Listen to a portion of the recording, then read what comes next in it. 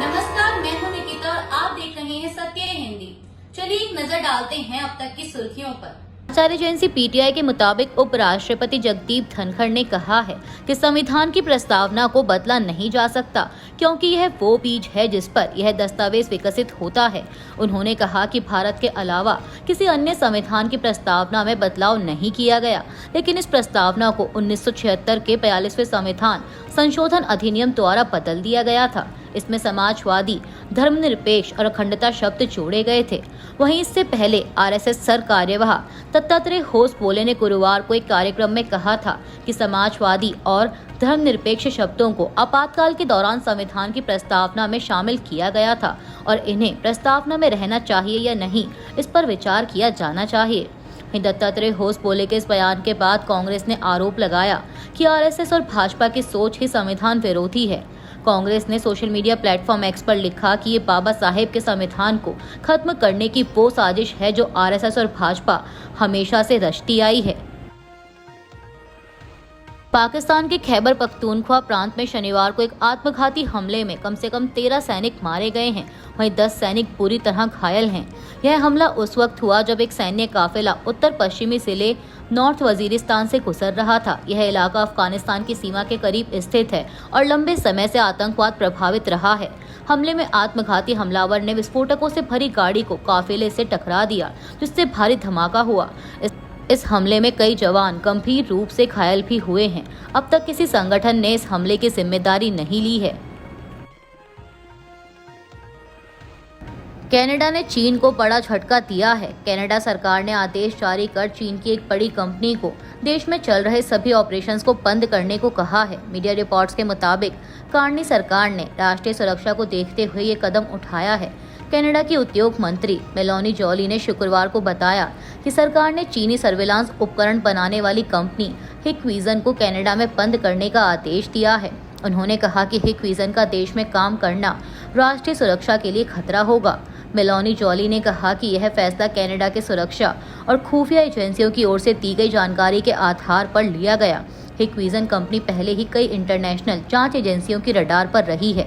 America ने पहले ही company को ब्लैकलिस्ट कर रखा है और यूरोपीय यूनियन ने भी इस पर कई सवाल उठाए हैं। आरोप है कि हिकविजन के प्रोडक्ट्स का इस्तेमाल चीन सरकार की ओर से निगरानी, मानवाधिकार उल्लंघन और यहाँ तक कि उइगर मुसलमानों के उत्पीड़न में किया गया है। पश्चिम बंगाल की राजधानी कोलकाता के एक लॉ कॉलेज में एक छात्रा से रेप के आरोप में पुलिस ने 3 लोगों को गिरफ्तार किया है। इनमें कॉलेज का एक पूर्व छात्र भी शामिल है। इस घटना के बाद कांग्रेस नेता अधीर रंजन चौधरी और भाजपा नेता लॉकेट चटर्जी ने ममता बनर्जी की टीएमसी सरकार को निशाने पर लिया है। अधीर रंजन चौधरी ने समाचार एजेंसी एएनआई से बात करते हुए कहा कि कोलकाता में ये कोई नई बात नहीं है। 10 महीने पहले इसी कोलकाता में आरजीकर मेडिकल कॉलेज में एक महिला डॉक्टर के साथ बलात्कार और हत्या कर दी गई थी। आज तक उन्हें न्याय नहीं मिला। उनके माता पिता भटक रहे हैं और अब 10 महीने बाद फिर उसी कोलकाता में उसी सिटी ऑफ जॉय में एक लॉ की छात्रा के साथ कॉलेज में टीएमसी नेता ने छेड़छाड़ की और बाद में गार्ड रूम में सामूहिक बलात्कार किया। ये घटना सामने आई है, इसलिए हमें जानकारी मिल रही है, लेकिन ऐसी और भी घटनाएं होती हैं, लेकिन हर कोई बोलने की हिम्मत नहीं दिखा पाता, इसीलिए उनकी जानकारी हमें नहीं मिलती। कोलकाता में लॉ कॉलेज की एक छात्रा के साथ बलात्कार के मामले पर भाजपा नेता लॉकेट चटर्जी ने एएनआई से कहा कि ये शर्म की बात है। पिछले साल आरजीकर मेडिकल कॉलेज की घटना हुई थी, आज 1 साल हो गया। आज एक और वैसी घटना टीएमसी सरकार में सामने आई है। अगर आप ममता बनर्जी से सवाल करेंगे तो वो कहेंगी कि ये बहुत ही छोटी घटना है। बंगाल में टीएमसी की सरकार में महिलाएं सुरक्षित नहीं हैं।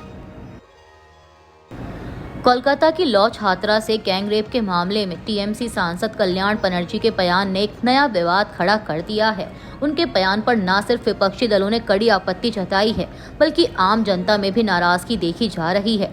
भाजपा ने कहा कि ये बयान बलात्कारियों के पक्ष में है और बेहद शर्मनाक है। कल्याण बनर्जी ने कहा कि अगर कोई दोस्त किसी दोस्त के साथ रेप करता है तो सरकार ऐसे मामलों में कैसे सुरक्षा दे सकती है? क्या आप चाहते हैं कि हर कॉलेज में पुलिस तैनात हो? पुलिस हर कोने में नहीं हो सकती। उन्होंने यह भी कहा कि महिलाओं की सुरक्षा पुरुषों की सोच पर निर्भर करती है। उनके इस बयान के बाद भाजपा ने हमला बोला है। भाजपा नेता अमित मालविया ने कहा कि क्या क्लासमेट्स द्वारा रेप स्वीकार्य है? अगर सरकार कहती है कि शैक्षणिक संस्थानों में वह सुरक्षा नहीं दे सकती तो फिर ऐसी सरकार की जरूरत ही क्या है?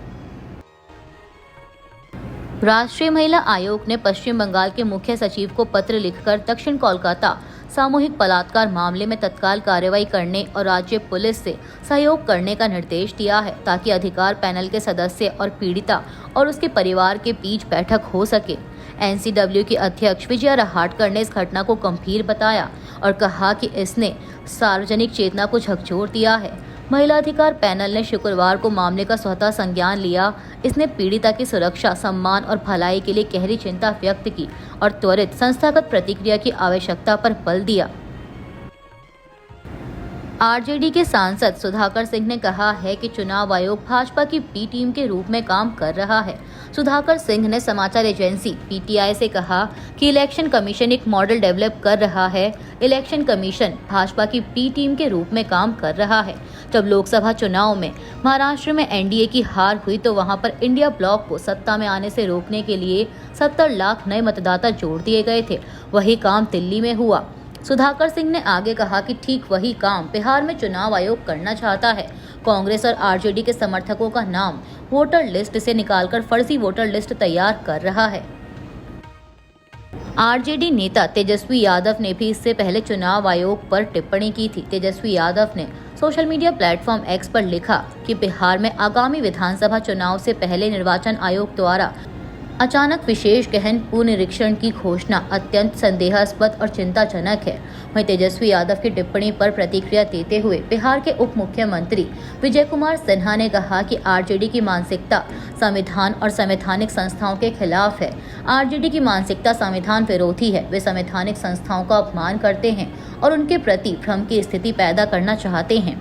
उन्होंने आगे कहा कि आरजेडी और कांग्रेस पश्चिम बंगाल की राह पर चल रहे हैं। जब भारत का चुनाव आयोग वोटर्स की पहचान करके 100% मतदान सुनिश्चित करना चाहता है तो इन्हें बेचैनी क्यों है?